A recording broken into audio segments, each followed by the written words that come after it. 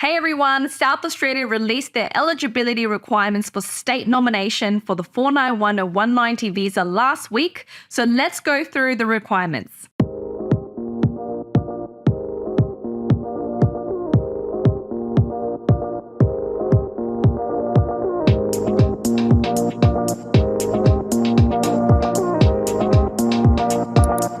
In this video today, we will focus on the eligibility requirements for South Australian graduates. First of all, for those of you who don't know me, my name is Tracy Chen and I'm a migration lawyer based in Australia. I am the CEO and principal lawyer at Mason Chen Law Group. We have lawyers and agents all across the states in Australia, so if you want to get in contact with myself or one of our fantastic lawyers or agents, our contact details are below. And don't forget to like and subscribe because, as you know, there is changes all the time in Australian immigration, so make sure you don't miss anything. So this video today is specifically for South Australian graduates. So let's have a look at what the requirements are. So I think the first thing that you would do is you would head over to the skilled occupation list on the IMMISA website and double check that your occupation is actually eligible under the South Australian graduate stream pathway. There is over 250 occupations that are available. From all the ones that I've checked so far, they're mostly eligible under the South Australian graduate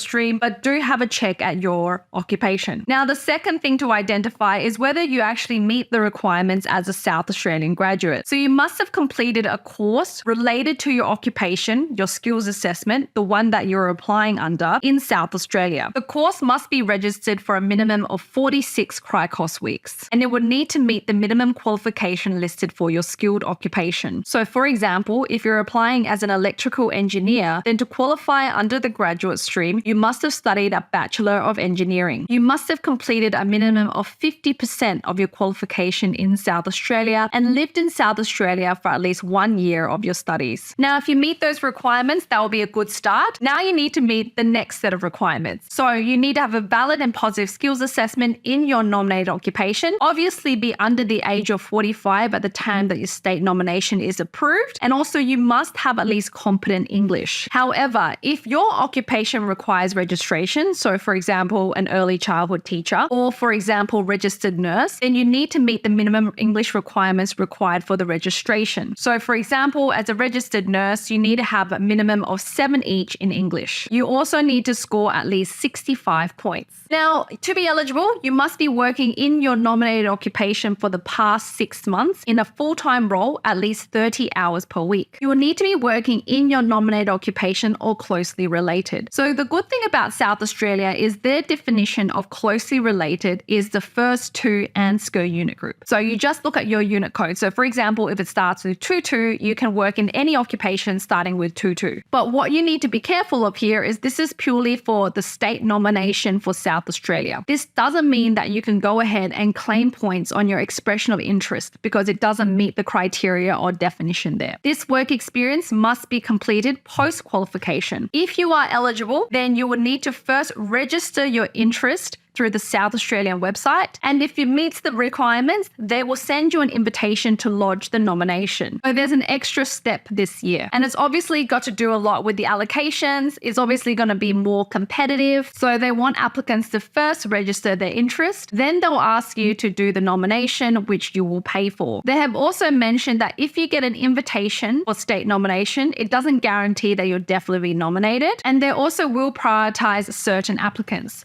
So applicants holding a temporary visa, which will expire before 31st of August 2024. So for example, a 485 visa. For applicants who will be turning 45 years of age before the 31st of August 2024. Applicants who have been working for a longer period of time in South Australia in their nominated occupation. And South Australia will also prioritize applicants working in South Australia in the priority sector, which includes health and medical sciences, trades and construction, early childhood and teaching, digital technology, food and agribusiness, creative industries, tourism and hospitality. So there is quite a broad range there, which is great news. So that was the requirements for South Australian graduates. In my next video, I'll talk about the requirements for skilled workers working in South Australia. Don't forget to like and subscribe and share this video with people who need it. Thank you so much for watching and I'll see you guys in the next video.